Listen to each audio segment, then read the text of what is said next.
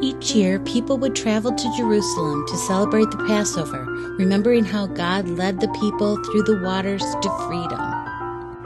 This year, Jesus traveled to Jerusalem.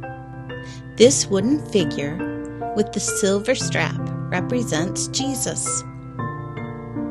As Jesus walked the road to Jerusalem, he traveled with his disciples. During this time, he taught them many lessons. Crowds of people came to be close to him.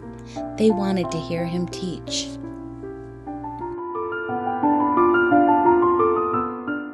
On this particular day, a group of children came to see Jesus. They wanted to hear him teach too.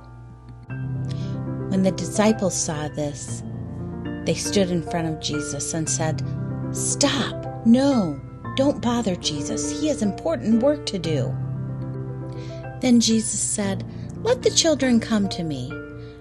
Do not stop them, for to such belongs the kingdom of God."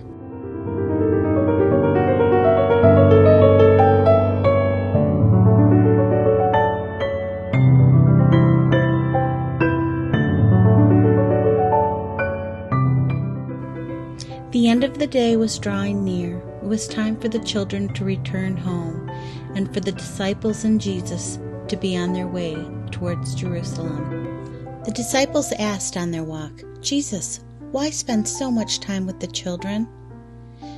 Jesus said, "It is true, anyone who will not receive the kingdom of God like a child will never enter it." The disciples learned an important lesson that day.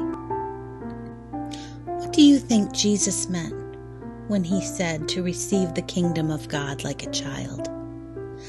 I think back to when I was a child and how excited I was to see my dad at the airport after returning home from a long trip, or when I got home from school after a particularly hard day to see my mom's smiling face. I think that's what Jesus meant.